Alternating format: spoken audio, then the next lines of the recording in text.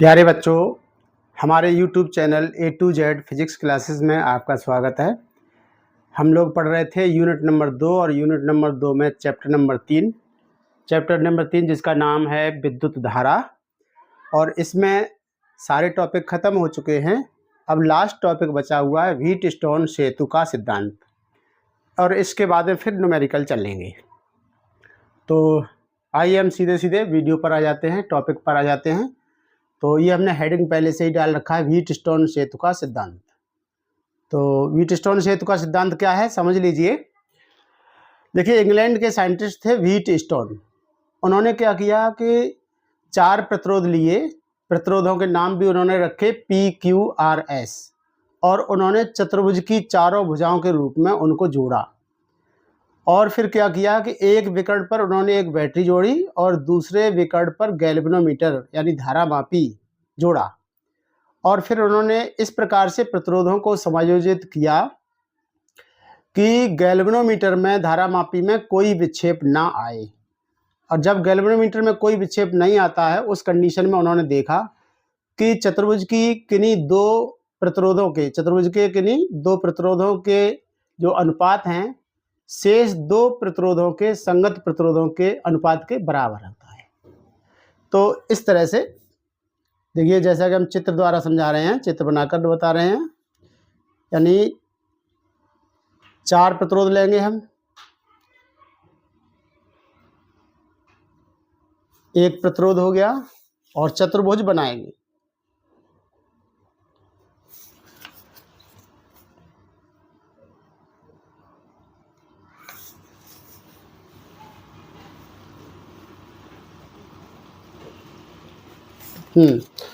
ये चार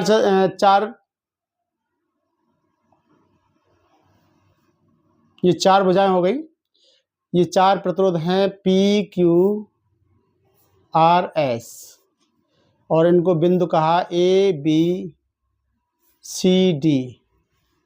अब हमने बताया कि एक विकर्ण पर उन्होंने एक बैटरी जोड़ी, ये बैटरी है, और यहाँ पर एक ऑन ऑफ के लिए की लगा देते हैं, कुंजी। ये बैटरी का प्लस सिरा बड़ा वाला होता है प्लस, और छोटा वाला लाइन जो होती है नेगेटिव यानी माइनस को शो करता है। और इस प्रकार से जोड़ देते हैं जाकर बिंदु C से। और एक दूसरा विकर्ण, एक विकर्ण के बीच में बैटरी और दूसरे विकर्ण के बीच में एक गैल्वेनोमीटर जिसमें कोई विक्षेप नहीं आएगा। और यहाँ पर भी एक कुंजी लगा देते हैं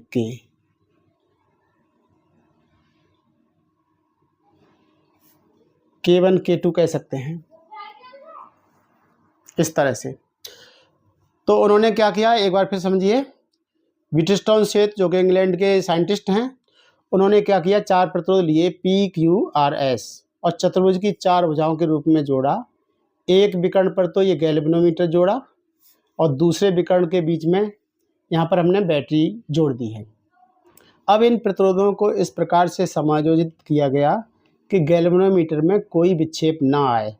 उस कंडीशन में चतुर्भुज के किन्हीं 2 प्रतिरोधों का अनुपात जो होगा, शेष 2 बची हुई संगत भुजाओं के अनुपात के बराबर में होते हैं। जैसे मान लो कि P/Q अगर ले लें तो वो R/S के बराबर होते हैं, अर्थात P/Q बराबर R/S। ये था व्हीटस्टोन सेतु का सिद्धांत। हम इसे सिद्धांत को लिख देते हैं। तो उन्होंने क्या बताया, व्हीटस्टोन ने बताया कि व्हीटस्टोन के अनुसार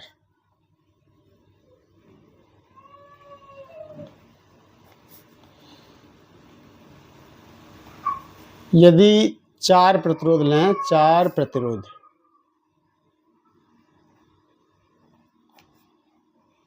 PQRS, 4 प्रतिरोध PQRS चतुर्भुज की 4 भुजाओं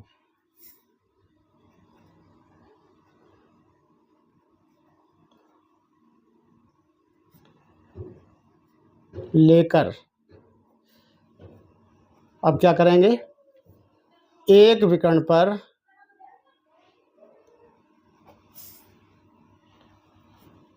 धारा मापी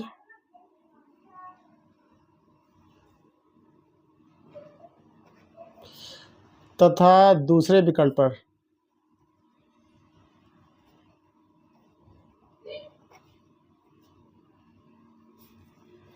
बैटरी लें।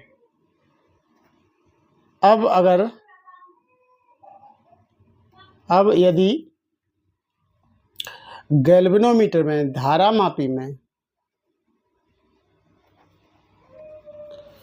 कोई विक्षेप ना आए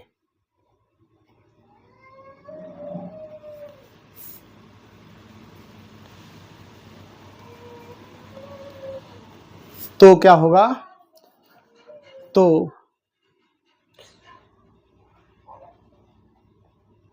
चतुर्भुज की किन्हीं दो भुजाओं के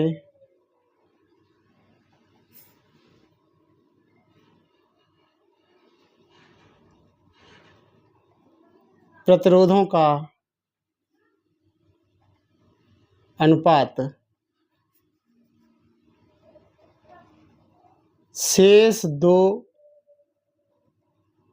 संगत भुजाओं के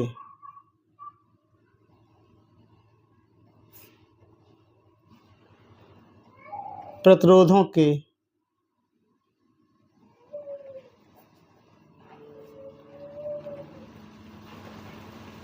अनुपात के बराबर होता है।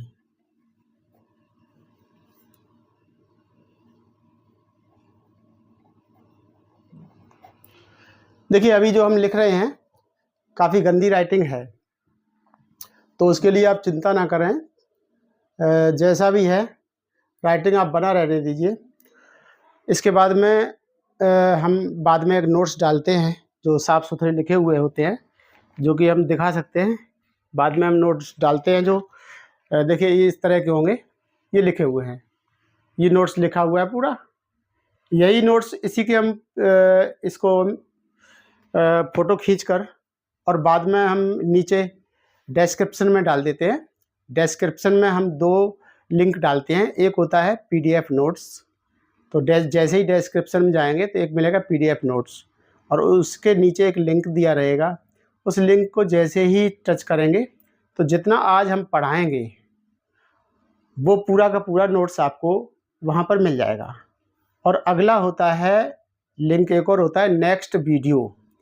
अगर हम नेक्स्ट वीडियो का लिंक दबा देंगे तो अगले वीडियो पर पहुंच जाएंगे, जिससे आपको वीडियो ढूंढना नहीं पड़ेगा। ऐसा आपको नहीं लगेगा कि इस टॉपिक के बाद में अगला टॉपिक कौन सा है, उसे कैसे ढूंढें, ऐसी स्थिति पैदा नहीं होगी। तो नीचे जो है डिस्क्रिप्शन में दो लिंक दिए रहते हैं, एक PDF नोट्स का और एक नेक्स्ट वीडियो का, ठीक है। तो वहाँ पर आपको नोट्स मिल जाएंगे। हालांकि मैं यहाँ पर लिख रहा हूँ, इसको लिखने की भी आवश्यकता नहीं है, बेमतलब में ही टाइम वेस्टिंग ही हो रही है एक तरह से। तो ये था व्हीटस्टोन सेतु का सिद्धांत क्या था कि प्रतिरोधों यानी चतुर्भुज के किन्हीं दो प्रतिरोधों का जो अनुपात होता है शेष दो संगत भुजाओं के प्रतिरोधों के अनुपात के बराबर होते हैं, यानी P/Q बराबर R/S ये होता है। अब इसको हम सिद्ध करेंगे, प्रूफ। इसके लिए हम सिद्ध करने के लिए क्या करेंगे, अब यहाँ पर देखिए, ये मान लीजिए धारा यहाँ से चल रही है, यहाँ से धारा आ रही है I, और इसमें से ये दो दिशाओं में धाराएं चली गई। इस दिशा में धारा चली गई मान लीजिए I1, तो दूसरी दिशा में धारा चली गई है I2।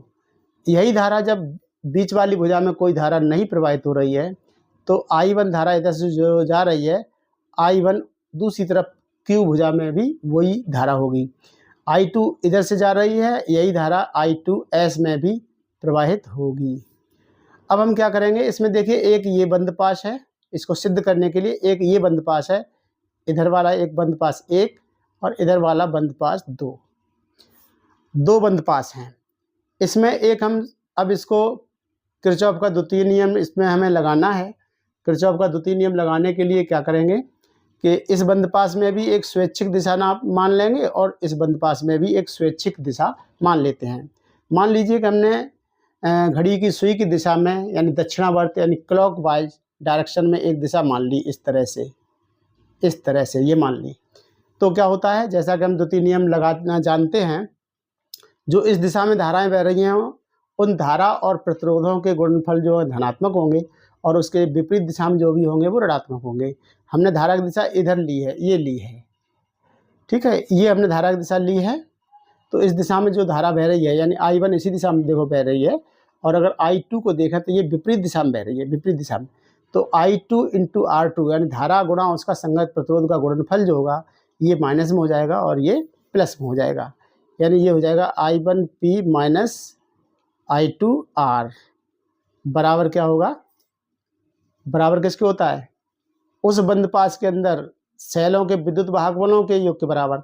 अब इस बंदपास में कोई सेल नहीं है तो विद्युत वाहक बल भी उसका 0 होगा।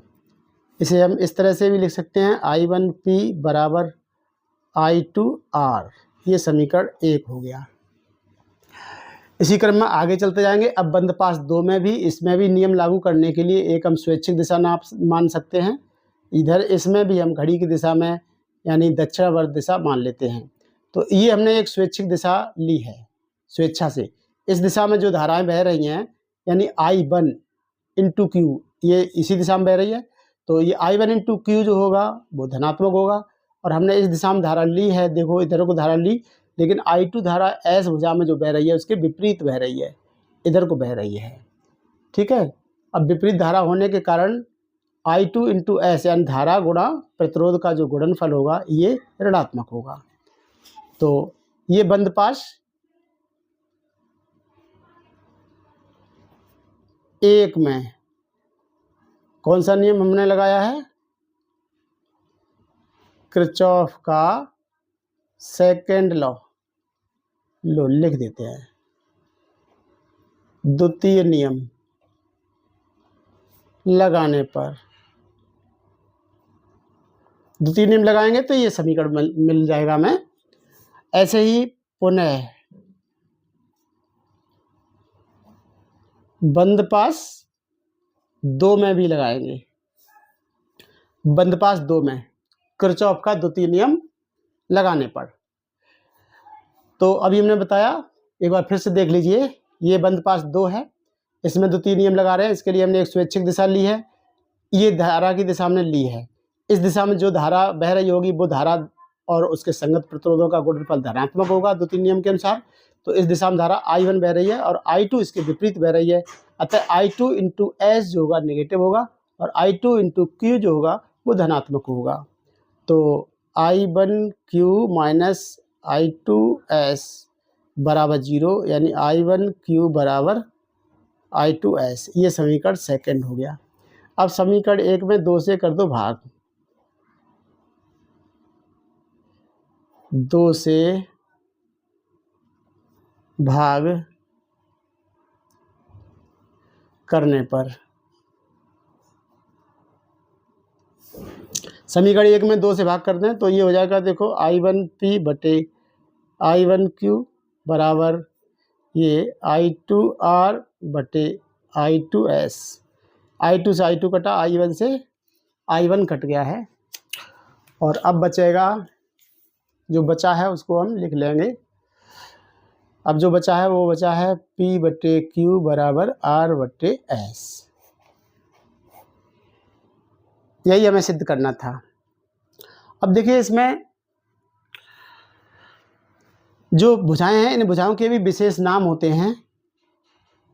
PQ को कहते हैं इसमें अनुपाती भुजाएं, PQ को कहते हैं अनुपाती भुजाएं कहते हैं। और जो R होती है ये ज्ञात भुजा कहलाती है। हम ज्ञात करके प्रतिरोध लगाते हैं कि हमें इतना प्रतिरोध लगाना है, ज्ञात भुजा कहते हैं। और S जो होता है इसको कहते हैं अज्ञात भुजा।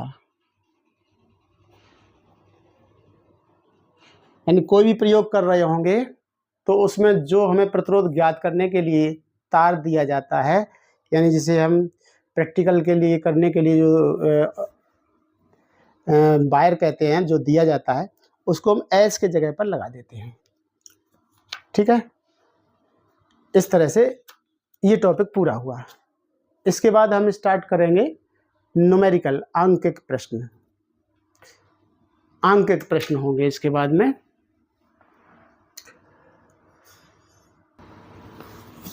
तो अब स्टार्ट कर रहे हैं हम अंकित प्रश्न।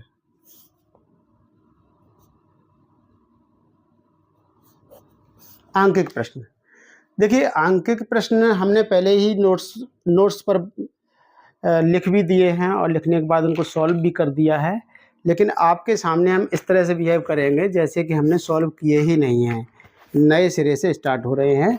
तो क्वेश्चन केवल हम देखेंगे नोट्स में से और सॉल्व करेंगे आपके सामने। देखिए ये प्रश्न है, ऊपर लिखा हुआ है और इसको हम यहाँ से सॉल्व करते हैं। क्वेश्चन नंबर 1 यानी पहला क्वेश्चन लिखा है, हाइड्रोजन परमाणु में इलेक्ट्रॉन नाभिक के चारों ओर 5 × 10⁻⁻11 मीटर त्रिज्या की कक्षा में, तो ये त्रिज्या दे रखी है 5 × 10⁻⁻11 मीटर त्रिज्या। तो त्रिज्या का मतलब r बराबर जो दिया हुआ है लिखते जाएंगे। r बराबर दिया है 5.0 × 10⁻11 मीटर। कक्षा में 2.2 × 10⁻6 मीटर प्रति सेकंड के वेग से भ्रमण करता है। तो ये वेग भी बता रखा है, वेग कितना है 2.2 × 10⁻6 मीटर प्रति सेकंड की स्पीड से, इतनी चाल से भ्रमण करता है। इसके समतुल्य विद्युत धारा का मान ज्ञात करो। तो विद्युत धारा I बराबर यहाँ पर क्वेश्चन मार्क यानी पूछा गया है, और E बराबर दिया हुआ है 1.6 × 10⁻19 कूलम। ठीक है, तो ये सारे हम वे क्वेश्चन करवा रहे हैं जो किसी परीक्षा में आए हुए हैं। ऐसा कोई भी क्वेश्चन नहीं है जो परीक्षा में कभी न कभी आया ना हो। तो ये सारे संभावित प्रश्न हैं, पहले से बोर्ड में आए हुए हैं और आगे भी बोर्ड में आने की संभावना है। तो इसे निकालना है, इसे सॉल्व करना है। तो इसके लिए हम क्या करेंगे, जो दिया हुआ था वो हमने लिख लिया है, जो पूछा गया है हमने वो भी लिख दिया है। अब हम क्या करेंगे कि सबसे पहले अब एक इलेक्ट्रॉन है, इस तरह से है, ये बीच में नाविक है, नाविक के चारों ओर ये कक्षा में घूम रहा है ये इलेक्ट्रॉन। अब हमें क्या करना होगा, ये देखना होगा कि ये 1 सेकंड में कितनी बार एक जगह से निकल गया। तो 1 सेकंड में चक्रों की संख्या यानी आवृत्ति निकालनी होगी। तो आवृत्ति से पहले आवर्तकाल निकालेंगे। तो आवर्तकाल T बराबर क्या होगा, एक आवर्तकाल बराबर क्या होगा, इसकी परिधि बटे चाल, यानी चाल बराबर यानी समय बराबर दूरी बटे चाल होता है, यानी दूरी बटे चाल। तो दूरी कितनी तय करेगा ये इलेक्ट्रॉन, एक चक्कर में यहाँ से चलेगा लौट कर यहीं आ जाएगा, यानी दूरी तय करेगा परिधि के बराबर, परिधि बटे चाल।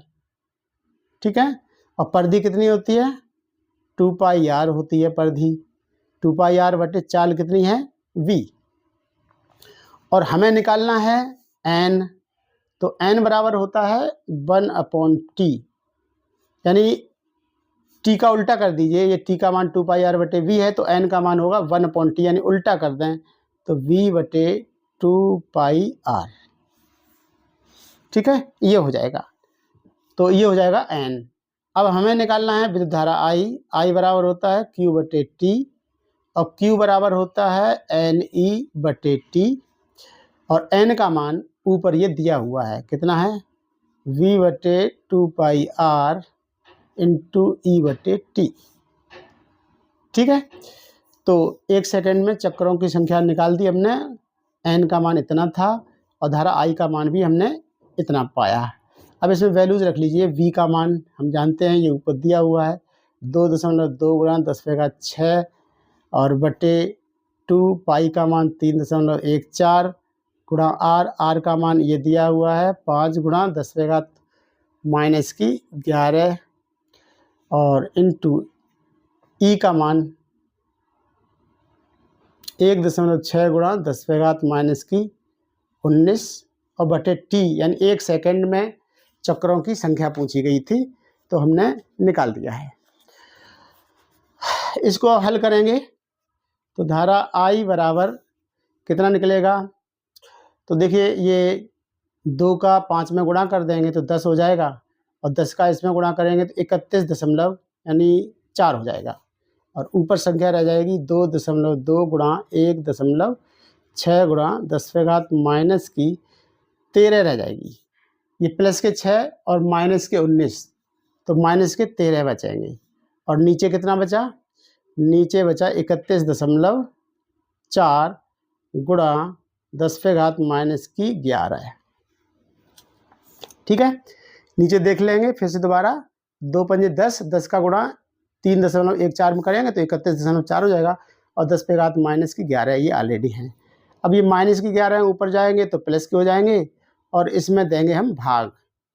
जब भाग देंगे 2.2 गुणा 1.6 और डिवाइडेड बाई 31.4, तो हम तो डायरेक्ट यानी कैलकुलेटर से जो कैलकुलेट की हुई संख्या है उसको रख देते हैं, संख्या आएगी 0.112, और ये कितना बचेगा गुणा 10⁻⁻2। ये माइनस की 11 हैं, ऊपर जाएंगी तो प्लस की 11 हो जाएंगी, तो माइनस की 2 बचेंगी, या कहें कि 1.12 गुणा 10⁻⁻3 एम्पियर की धारा हो जाएगी, या कहें 1.12 मिली एम्पियर हो जाएगी। यही आंसर होना चाहिए। ठीक है, यही आंसर है हमारा। एक क्वेश्चन हो गया। अब हम दूसरा क्वेश्चन पढ़ रहे हैं, क्वेश्चन नंबर 2। देखिए दूसरा क्वेश्चन है, इसमें क्या क्या दिया हुआ है देख लीजिएगा। इसको हमने ढक लिया है, क्वेश्चन सॉल्यूशन हम अभी आपको नहीं दिखाएंगे। बहुत छोटा सा प्रश्न है लेकिन थोड़ा सा टेक्निकल भी है, तो इस पर गौर करिएगा तभी समझ में आएगा। लिखा है एक तार का प्रतिरोध R ओम है, यानी R ओम का प्रतिरोध है। यदि तार को खींचकर इसकी लंबाई प्रारंभिक लंबाई की n गुनी कर दी जाए तो तार का नया प्रतिरोध क्या होगा।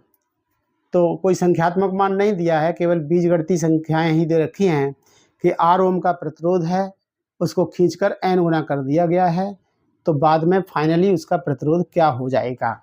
ठीक, ये प्रश्न है, तो इसको हम देखिए सॉल्व करते हैं। तो प्रारंभिक प्रतिरोध तार का कितना है, यानी R1 मान लीजिए प्रारंभिक प्रतिरोध, जो कि है R1 बराबर कितना है R, और उसको कितना कर दिया गया है n गुना कर दिया गया है। यदि हम ये मान लें कि L1 बराबर L है तो L2 बराबर कितना होगा n गुना, यानी L का n गुना हो जाएगा, या कहें कि n बराबर जो निकलेगा,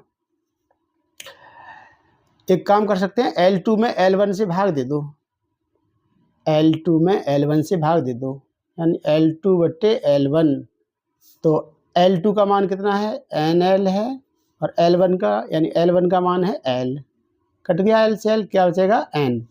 तो एक ये फार्मूले की तरह भी काम करेगा कि N बराबर होता है वो L2/L1 होता है, यानी फाइनल लंबाई बटे प्रारंभिक लंबाई बराबर N गुना हो गया। ठीक है, यानी कितने गुना हो गया है वो निकल कर आ जाएगा। तो प्रारंभिक प्रतिरोध इतना है, तो फाइनल प्रतिरोध यानी R2 का मान पूछा गया है। ठीक, तो प्रारंभिक रेजिस्टेंस कितना होगा, रेजिस्टेंस का फार्मूला होता है R बराबर रो L/A। तो प्रारंभिक प्रतिरोध की अगर हम बात करते हैं तो R1 बराबर रो L1/A1, ये हो जाएगा। ये हुआ समीकरण 1। ठीक है, तथा अगर हम R2 बराबर निकालें तो क्या होगा, R2 बराबर होगा रो और L2/A2, ये होगा। तो यहाँ पर हमें ये वैल्यूज़ पता होनी चाहिए, यानी L2/A2 का मान हमें पता होना चाहिए। ये समीकरण हो जाएगा सेकंड। तो अब हम क्या करेंगे, यहाँ पर ये सिद्धांत काम करेगा कि तार को अगर हम खींच भी देंगे तो क्या होगा कि तार का आयतन वही होगा, तार का आयतन। तार जो होता है वो बेलनाकार होता है, जैसे हमारा ये पेन है इसी तरह का तार होगा। तो ये पेन भी क्या है, एक बेलन है, और बेलन का जो आयतन होता है वो πr² h होता है। पाई आर, आर का मतलब इस तार की त्रिज्या, और इंटू एच का मतलब इसकी, खड़ा कर देंगे यही पेन तो ये ऊंचाई हो जाएगी, और पड़ा हुआ है तो यही लंबाई हो जाएगी। कहने का मतलब जो तार है उसकी लंबाई है वही ऊंचाई है। तो क्या हो जाएगा, खींचने के बाद और पहले का आयतन कैसा रहेगा, समान। प्रारंभिक आयतन बराबर अंतिम आयतन।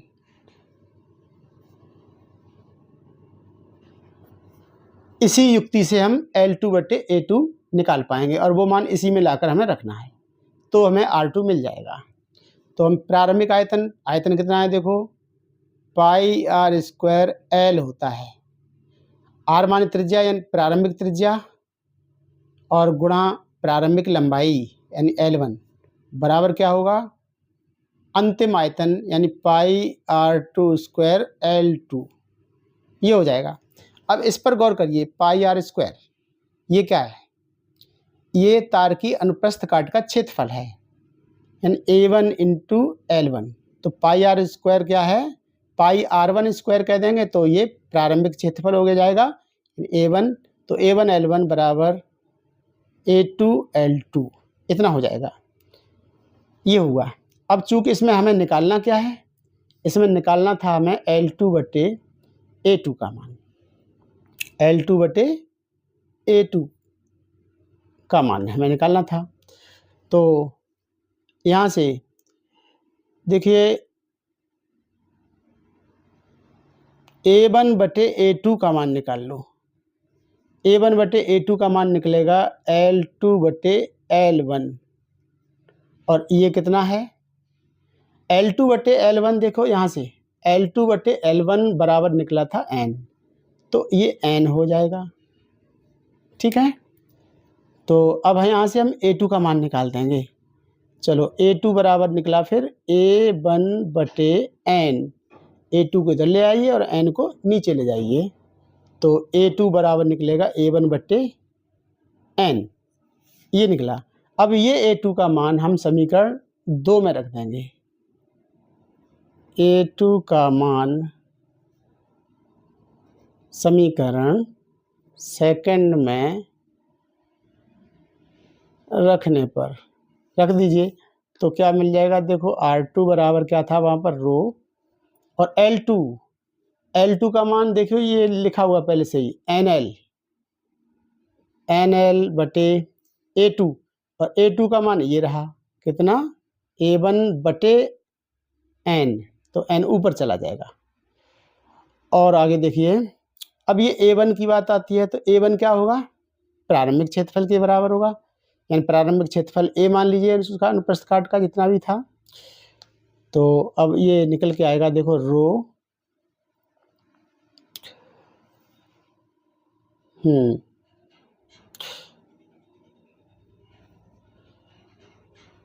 हाँ देखिए ये रो हो गया, और ये N इंटू N यानी हो जाएगा N स्क्वायर, और L/A1, A1 का मतलब प्रारंभिक क्षेत्रफल, प्रारंभिक क्षेत्रफल उसका A है। तो देखो ये क्या निकल के आएगा, और आगे थोड़ा सा N स्क्वायर को अलग कर लो, N स्क्वायर रो, हाँ थोड़ा सा पीछे देख लीजिएगा, हमने क्या किया था कि ये A2 का मान A1/N यहाँ पर समीकरण सेकंड में रखा था, तो R2 बराबर था रो, और ये था L2 का मान, L2 का जो मान निकलेगा यहाँ से L2 बराबर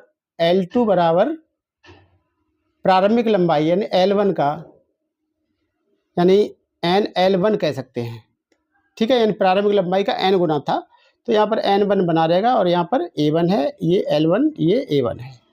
तो इस प्रकार से देखो R2 बराबर जो निकलेगा कितना निकला, N स्क्वायर, और ये रो L1/A1 ये हुआ प्रारंभिक क्षेत्रफल, ये हुआ प्रारंभिक प्रतिरोध यानी R1 के बराबर, ये सूत्र लिखा हुआ है, R1 बराबर रो L1/A1, तो रो L1/A1 यानी ये वाला R1 हो गया है। इस तरह से ये फार्मूला निकल कर आ गया। अब देखिए वैसे तो ये इस क्वेश्चन का सॉल्यूशन निकला है, यानी पूछा गया था तो फाइनल रेजिस्टेंस क्या होगा अंतिम प्रतिरोध क्या होगा, R2 बराबर कितना होगा, प्रारंभिक प्रतिरोध R1 का n स्क्वायर गुना हो जाएगा। अब जो ये रिजल्ट निकला है, इस फार्मूले को आप डायरेक्ट किसी न्यूमेरिकल में भी इस्तेमाल कर सकते हैं, ठीक है, जहाँ पर n बराबर क्या होगा, L2/L1 होगा, ये याद रखें। जहाँ यानी n बराबर क्या होगा, फाइनल लंबाई में प्रारंभिक लंबाई का भाग दे देते हैं तो ये निकल आता है। तो ये टॉपिक पूरा हुआ, ये न्यूमेरिकल पूरा हुआ। नेक्स्ट न्यूमेरिकल देखते हैं। अगला क्वेश्चन देख लीजिए। देखिए लिखा हुआ है एक तार का प्रतिरोध 10 ओम है। तो क्वेश्चन नंबर 3, एक तार का प्रतिरोध R बराबर दिया है 10 ओम। यदि तार की लंबाई दोगुनी कर दी जाए, दोगुनी करने का मतलब n बराबर L2/L1 बराबर 2। अभी पिछले वाले न्यूमेरिकल में बताया था n बराबर L2/L1 होता है और वो कितना है, दोगुनी है, तो n बराबर 2 हो गया। तार का नया प्रतिरोध ज्ञात करो। तो नया प्रतिरोध का मतलब अब अंतिम प्रतिरोध यानी R2 बराबर पूछा गया, R1 का मान इतना दिया हुआ है, R1 बराबर 10 ओम और R2 का मान पूछा गया, जबकि n का मान 2 यानी 2 गुना कर दिया गया। तो पिछला जो रिजल्ट निकला, पिछले वाले न्यूमेरिकल में जो रिजल्ट निकला था वो निकला था R2 बराबर n² R1। इसी को अगर हम फार्मूले के रूप में इस्तेमाल कर लें तो तुरंत ही सॉल्व हो जाएगा, यानी सीधा सीधा निकल जाएगा R2 बराबर n का मान है 2, तो 2 का वर्ग इंटू R1 का मान है 10 ओम यानी 10। तो इस प्रकार से 2 का वर्ग यानी 4 गुणा 10 और बराबर हो जाएगा 40 ओम। ये आंसर आ जाएगा, ठीक है, 40 ओम आ गया। ये आंसर यहाँ पर भी सॉल्व होके आ गया है। ये सारे नोट्स हम आप लोगों को स्कैन करके और डिस्क्रिप्शन में डाल देंगे, वहाँ पर लिंक दिया रहेगा PDF नोट्स, और उसमें सारे नोट्स मिल जाएंगे। लेकिन यहाँ पर हम सॉल्व करके दिखाएंगे जिससे आप लोगों को ठीक से समझ में आ सके। अब नेक्स्ट क्वेश्चन नंबर 4 हम पढ़ रहे हैं, ध्यान दीजिए। देखिए लिखा है एक बेलनाकार तार को खींचकर उसकी लंबाई 10% बढ़ा दी जाती है। इस तार के प्रतिरोध में प्रतिशत वृद्धि की गणना करो। तो जो पहले दिया गया है उसको लिख लो। एक बेलनाकार तार को खींचकर उसकी लंबाई 10% बढ़ा दी जाती है, यानी मान लीजिए कि L1 बराबर L है, तो L2 बराबर कितनी होगी, L तो थी ही, प्लस L का 10% और बढ़ा दिया गया, इतना हो गया। तो ये एक 0 से 0 कट जाएगा, इसमें अगर हम लें तो L कॉमन आ जाएगा। अब ये बचेगा 1 प्लस L कॉमन है तो 1/10। इसे और आगे हल करें तो 10 का गुणा इसमें करेंगे, 10 एकम 10 और 1 11, यानी 11/10 L इतना हो जाएगा, ठीक है। यानी L2 बराबर हुआ 11/10 L, इतना हो गया। तो कह रहा है कि तार के प्रतिरोध में प्रतिशत वृद्धि, अंतिम प्रतिरोध मान लो कि R2 है और प्रारंभिक प्रतिरोध मान लो कि R1 है। तो प्रतिशत वृद्धि कैसे निकालोगे भाई, पहले तो प्रतिरोध में वृद्धि यानी अंतिम प्रतिरोध माइनस प्रारंभिक प्रतिरोध बटे प्रारंभिक प्रतिरोध गुणा 100 बराबर, ये पूछा गया है। तार के प्रतिरोध में वृद्धि नहीं पूछी, प्रतिशत वृद्धि पूछी गई है। तो वृद्धि बटे प्रारंभिक प्रतिरोध गुणा 100 बराबर हो गया प्रतिशत वृद्धि, यानी ये निकालना है। अब इसको निकालने के लिए हम फिर से वही इस्तेमाल करेंगे जो फार्मूला हमारे पास है, यानी R2 बराबर n² R1, ये लगाएंगे। R1 को इधर ले आइए थोड़ी देर के लिए, तो R2 बटे R1 बराबर आएगा n², और n बराबर क्या है, n बराबर था L2 बटे L1 और उसका हो रहा है वर्ग, ठीक है। तो L2 बटे L1, L2 का मान देखो ये लिखा हुआ है कितना है 11L/10 और बटे है L1, L1 का मान है L, तो बटे में नीचे आना है यानी नीचे आएगा L, ठीक है। तो यहाँ पर अगर हम देख रहे हैं तो और उसका होना है फिर स्क्वायर, तो यहाँ पर L से L ये कट जाएगा और ये 11/10 का वर्ग रह जाएगा, यानी R2/R1 बराबर 11/10 का वर्ग करेंगे तो 121/100 ये हो जाएगा। दोनों तरफ से 1 घटा दीजिए तो ये हो जाएगा R2/R1 माइनस 1 बराबर 121/100 माइनस 1। एक इसलिए घटाया क्योंकि हमें ये लाना था, यानी R2 माइनस R1/R1 लाना है। अब देखिए वही आ जाएगा, R1 का इसमें गुणा करेंगे तो कितना हो जाएगा, अब ये R2 माइनस R1/R1 बराबर, इसे भी हल करेंगे तो ये यहाँ पर आ जाएगा, यानी 121 माइनस 100/100। इसे हल करें तो 121 में से 100 को घटाएंगे तो 21/100 बचेगा। ठीक है। अब चूंकि हमें निकालना क्या है, R2 माइनस R1/R1 गुणा 100 निकालना है, तो ये संख्या मिल गई, इसमें 100 का और गुणा करना है तो ये हो जाएगा R2 माइनस R1/R1 गुणा 100। तो इधर भी गुणा करना पड़ेगा, यानी 21/100 तो था ही और गुणा यहाँ पर 100 हुआ, 100 से 100 कट गया, बराबर आ गया 21%। ये आंसर 21% ये आंसर। तो यहाँ पर देखा कि अगर हम तार की लंबाई में 10% की वृद्धि कर दें तो उसका प्रतिरोध 21% बढ़ जाएगा। ये चौथा क्वेश्चन था। इसके बाद में नेक्स्ट क्वेश्चन है, क्वेश्चन नंबर 5 है। 5 में एक चित्र दिया हुआ है, हम क्वेश्चन सामने ला रहे हैं आपके। देखिए ये है प्रश्न, ये है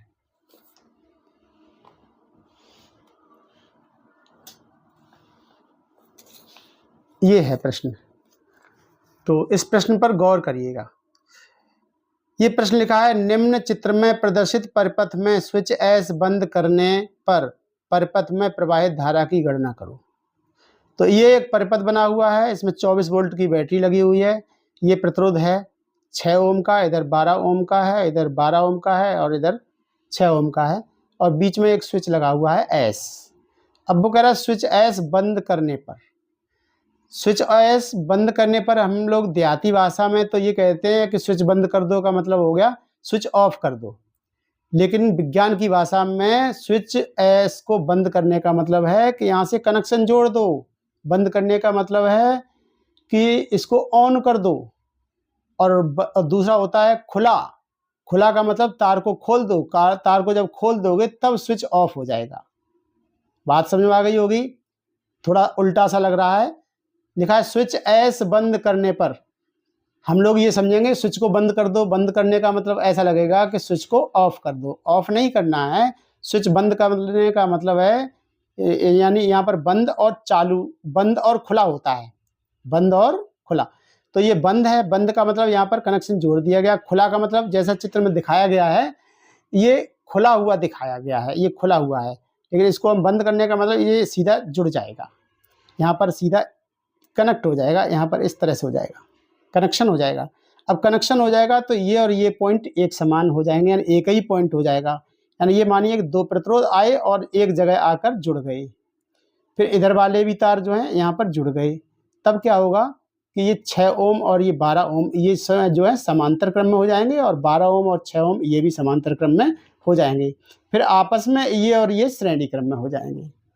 तो ये और ये कैसे, ये और ये आपस में कैसे हैं, समांतर क्रम में, और ये कैसे हैं, समांतर क्रम में, और ये हो जाएगा फिर ये आपस में श्रेणी क्रम में हो जाएंगे। तो कुल प्रतिरोध निकल के आ जाएगा, तुल्य प्रतिरोध निकल आएगा। तो हम क्या करेंगे, इन पे हमने अलग अलग प्रतिरोधों के नाम दे दिए हैं। 6 ओम और ये है 12 ओम है, इनको R1 R2 कह दिया, और इधर R3 R4 कह दिया, और 24 वोल्ट की बैटरी है। धारा का मान निकालना है। तो इसमें जो मान दे रखे हैं, R1 बराबर दिया हुआ है R1 6 ओम, R1 6 ओम, R2 बराबर 12 ओम, और R3 बराबर 12 ओम, और R4 बराबर 6 ओम, ऐसे दे रखे हैं। अब यहाँ पर हमने बताया स्विच बंद होने पर, अगर स्विच बंद है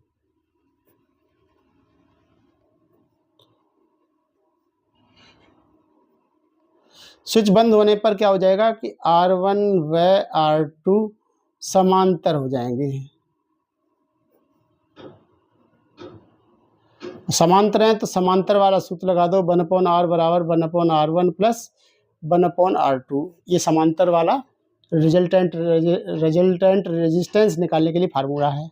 तो 1/r इक्वल टू 1/r1 का मान है 6 प्लस 1/12, एलसीएम हो गया 12, तो 2 + 1 यानी 3/12 और 1/4। इस प्रकार से R बराबर निकला 4 ओम। ये R डैश कह दीजिए इसको, परिणामी प्रतिरोध को, यानी R1 और R2 के परिणामी प्रतिरोध को R डैश कह दीजिए। ये निकल आया। इसके बाद में हम क्या करेंगे, देखो ऐसे ही इसी प्रकार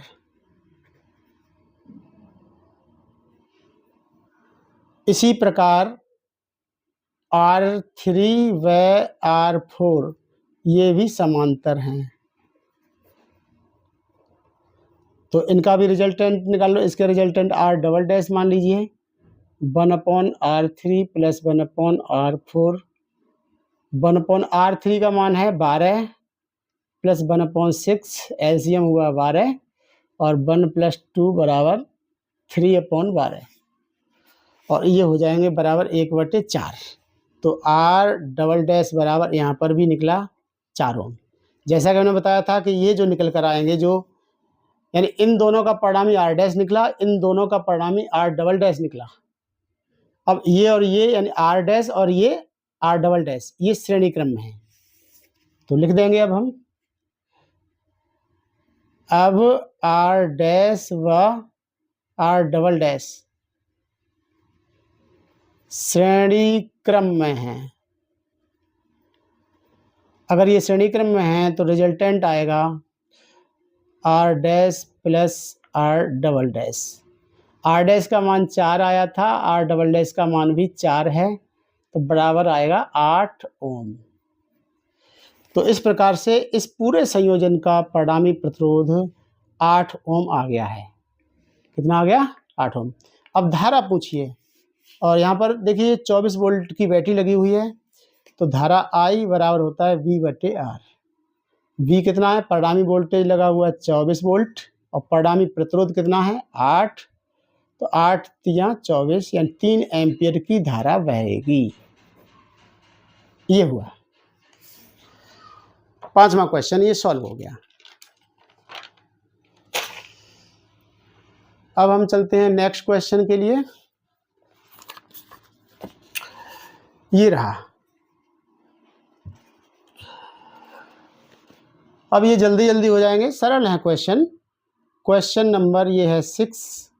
लिखा है 0.5 मिलीमीटर त्रिज्या के एक तार में, तो देखिए जो दे रहा है वो लिखते जाओ। R बराबर 0.5 मिलीमीटर, 0.5 मिलीमीटर त्रिज्या के एक तार में 0.5 एम्पियर की विद्युत धारा, ये धारा विद्युत धारा का मान दिया है। तो I बराबर 0.5 एम्पियर की धारा बह रही है। यदि तार में मुक्त इलेक्ट्रॉनों की संख्या को n से डिनोट किया गया था डेरिवेशन में, तो 4 × 10⁻28 प्रति मीटर क्यूब इतना दे रखा है। तो अनुगमन वेग की गणना करो, यानी अनुगमन वेग का मतलब Vd बराबर, ये अनुगमन वेग को हमने Vd से डिनोट किया था, तो अनुगमन वेग Vd बराबर क्वेश्चन मार्क। तो फार्मूला होता है I बराबर NEA/Vd। यहाँ से हमें Vd निकालना है।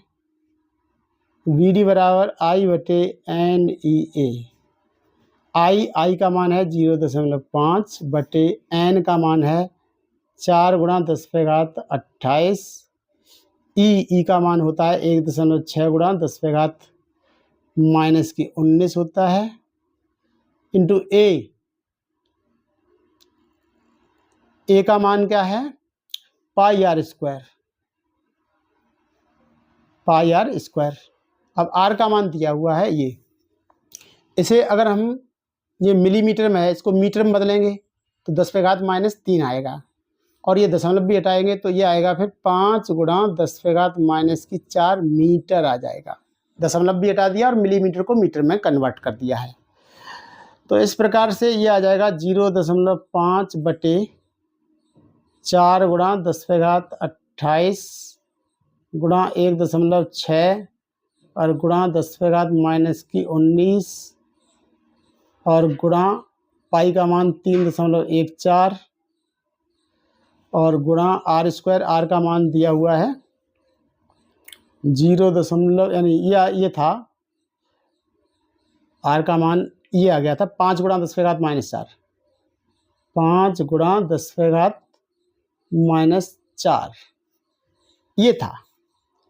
इसको हम सॉल्व करते हैं, इसको कैलकुलेशन करनी होगी तो दशमलव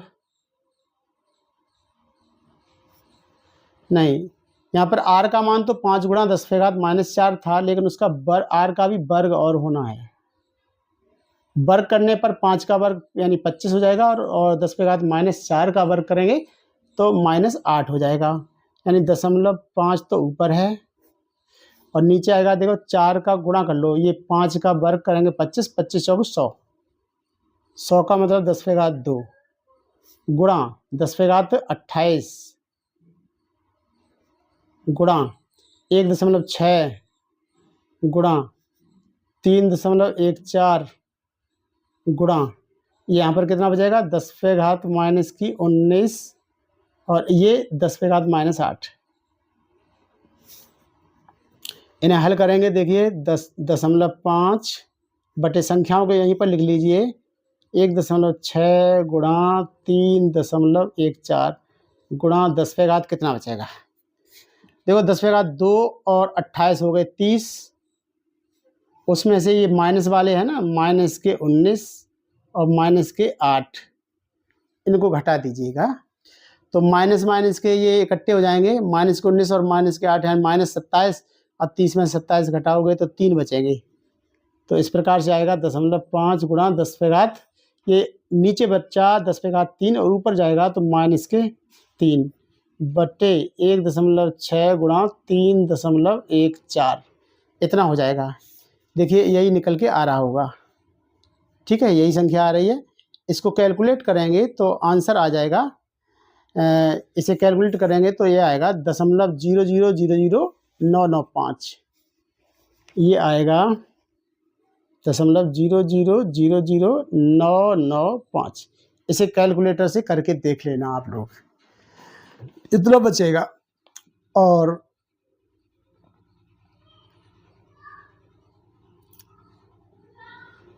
इतना बचेगा ये घातें वगैरह सब कुछ करने के बाद।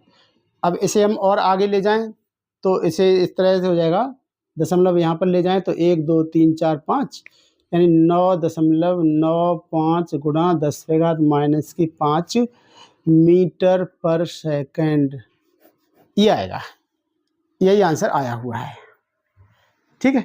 ये क्वेश्चन इस तरह से पूरा हो जाएगा। इसके बाद नेक्स्ट क्वेश्चन हम लेते हैं। नेक्स्ट क्वेश्चन ये है आपके सामने आपकी स्क्रीन पर, और ये है क्वेश्चन, हम पढ़ रहे हैं इसको। क्वेश्चन नंबर है, वीडियो अगर बड़ा हो रहा हो तो इसको यहीं पर ख़त्म कर देते हैं, लेकिन ये क्वेश्चन फिर हमें लिखना पड़ेगा, और अगर हम करते हैं तो 1 2 3 क्वेश्चन हमें और करने होंगे। चलो कर देते हैं, जैसे भी हो, बड़ा हो रहा हो तो। क्वेश्चन नंबर 7 लिखा है, एक तार के, ध्यान दीजिए, एक तार के अनुप्रस्थ काट का क्षेत्रफल a बराबर a गुणा 10⁻⁻7 मीटर स्क्वायर तथा तार में मुक्त इलेक्ट्रॉनों की संख्या दे रखी है, यानी n बराबर 2 गुणा 10⁻28 प्रति मीटर क्यूब। तार में 3.2 एम्पियर की धारा प्रवाहित हो रही है। धारा I बराबर 3.2 एम्पियर की धारा बह रही है। ज्ञात करो तार में धारा घनत्व। इन फर्स्ट क्वेश्चन कहा गया है धारा घनत्व J बराबर कितना होगा, और इलेक्ट्रॉनों का अनुगमन वेग सेकंड में कहा गया है, अनुगमन वेग यानी VD बराबर क्वेश्चन मार्क, ठीक है। ये पूछे गए, ये मान दिए हैं और ये पूछे गए। तो देखो जे तो सीधा सीधा निकल आएगा, जे बराबर होता है आई बटे ए, आई का मान है 3.2 बटे ए का मान है 1 गुणा 10⁻⁻7, या कहें कि 3.2 गुणा 3.2 गुणा ये 10⁻⁻7 थे, ऊपर जाके प्लस के हो गए, इतना आ जाएगा, इतना एम्पियर प्रति मीटर स्क्वायर। एक पार्ट हो गया। दूसरा है अनुगमन वेग। अनुगमन वेग का अभी फार्मूला हमने निकालने के लिए आई बराबर लिया था NEAVD। तो यहाँ से VD निकालें अगर हम, तो VD बराबर आई बटे NEA आ जाएगा। आई का मान है 3.2 बटे N का मान है 2 गुणा 10⁻28, ई का मान होता है 1.6 गुणा 10⁻⁻19 इंटू ए का मान दिया हुआ है 1 गुणा 10⁻⁻7। तो यहाँ पर देखो, यानी 1.6 और 3.2 इनको काटें तो 16 दूनी 32 दो बार, और ये 2 से 2 कट गया, और बराबर आ जाएगा 1/28 में से पहले 19 घटाइए तो बचेगा 9, और 9 में से फिर 7 को और घटाएंगे तो बचेगा 10⁻2, और ऊपर ले जाएं तो ये हो जाएगा 10⁻⁻2, इतने मीटर पर सेकंड। यही आंसर, ये अनुगमन वेग पूछा था, ये हो गया। इसके बाद में अब हम लेते हैं क्वेश्चन नंबर 8।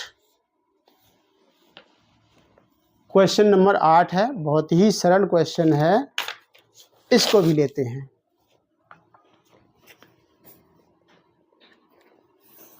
क्वेश्चन नंबर 8 लिखा है, एक R ओम प्रतिरोध के तार को खींचकर 3 गुनी लंबाई की जाती है। तार को 3 बराबर लंबाई के तारों में काटकर उन्हें समांतर क्रम में जोड़ा जाता है। संयोजन का कुल प्रतिरोध क्या होगा? तो अब यहाँ पर ये कहा गया तार है, तार की लंबाई को 3 गुना कर दिया गया, यानी n बराबर 3 कर दिया गया। तो फिर कितना हो जाएगा? तो फाइनल प्रतिरोध जो R2 बराबर हो कितना होता है? n² R1 होता है। अभी हम यूज कर चुके हैं, n का मान यहाँ पर 3 है, तो 3 का वर्ग इंटू R1, 3 का वर्ग हो गया 9R1। ठीक, R1 का मतलब प्रारंभिक प्रतिरोध, R2 का मतलब फाइनल प्रतिरोध। तो R1 के प्रतिरोध का 9 गुना हो जाएगा R2। अगर हम तार को खींचकर 3 गुना कर देंगे तो उसका प्रतिरोध 9 गुना हो जाएगा, यानी 9R1 हो जाएगा। अब आगे प्रश्न में कहा गया है कि जब उसको पहले 3 गुना बड़ा कर दिया, फिर काटकर 3 भागों में बांट देंगे। काटने पर प्रत्येक भाग का प्रतिरोध कितना रह जाएगा?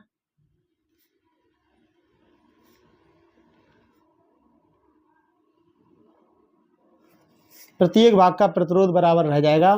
देखिए, अभी टोटल तार का प्रतिरोध है 9R1। अब इसको हमने 3 भागों में काट देंगे तो हो जाएगा 9R1 का तिहाई रह जाएगा, यानी 3R1 रह जाएगा प्रत्येक भाग का। अब ये 3 भाग हैं, भाग कितने हैं? 3। अब तीनों को जोड़ दिए समान, फिर आगे प्रश्न में कहा गया है उनको समांतर क्रम में जोड़ देते हैं। एक बार मैं फिर से प्रश्न को दोहरा रहा हूँ। प्रश्न में ये कहा है कि जो भी तार है उसको लंबाई में खींचकर 3 गुना कर दिया गया। 3 गुना कर देने पर उसका प्रतिरोध हो जाएगा 9R1। अगर मान लिया जाए कि प्रारंभिक प्रतिरोध R1 है तो फाइनल प्रतिरोध हो जाएगा 9R1, तो 9 गुना हो गया, यानी खींचकर उसे लंबा कर दिया गया। फिर उसको 3 भागों में तोड़ दिया गया। 3 भागों में जब तोड़ देंगे तो तिहाई प्रतिरोध रह जाएगा, यानी जहाँ पर 9R1 प्रतिरोध था उसको 3 भागों में तोड़ देंगे तो 3R1 3R1 3R1 के 3 प्रतिरोध बन जाएंगे। उनको जोड़ दिया गया समांतर क्रम में जोड़ने पर। समांतर क्रम में जोड़ने पर अब तीनों प्रतिरोधों को समांतर क्रम में जोड़ेंगे तो 1/R1 plus 1/R2 plus 1/R3, यानी R1 का मान 3R1 प्लस 1/3R2 और प्लस 1/3R1। इस प्रकार से ये हो जाएगा 3/3R1। तो ये R से 3 से 3 कट गया, तो 1/R बराबर 1/R1, तो R बराबर निकला अब R1। ठीक है, प्रारंभिक प्रतिरोध कितना दिया हुआ था, एक बार फिर से देख लेता हूँ। हाँ देखिए, ध्यान दीजिए, हमने थोड़ी सी गलती कर दी। 1 R ओम प्रतिरोध के तार को खींचकर 3 गुना किया गया, तो प्रारंभिक प्रतिरोध जो R1 था वो R था। ठीक है, तो यहाँ पर R1 बराबर जो था वो था R। तो R2 यहाँ पर हमें पहले कैलकुलेट करना हुआ, तो ये निकल के आ गया R बराबर R1, और R1 बराबर कितना था, R। तो इस प्रकार से उसका प्रतिरोध R था, उसे 3 गुना बढ़ा करके फिर 3 भागों में तोड़ दिया, फिर समांतर जोड़ दिया, तो उसका प्रतिरोध R ही रह गया। ठीक है, इसके बाद में एक क्वेश्चन और आज करवाते हैं, इसके बाद में हम बंद कर देंगे। ये क्वेश्चन हो गया 8वां, और आज के वीडियो में ये लास्ट क्वेश्चन होगा। तो लिखा हुआ है इसमें, देखो ये क्वेश्चन लिखा है, किसी फिलामेंट का 100 डिग्री सेंटीग्रेड पर प्रतिरोध है 100 ओम, यानी T1 बराबर टेम्परेचर कितना दिया है, 100 डिग्री सेंटीग्रेड, तो प्रतिरोध R1 बराबर है 100 ओम।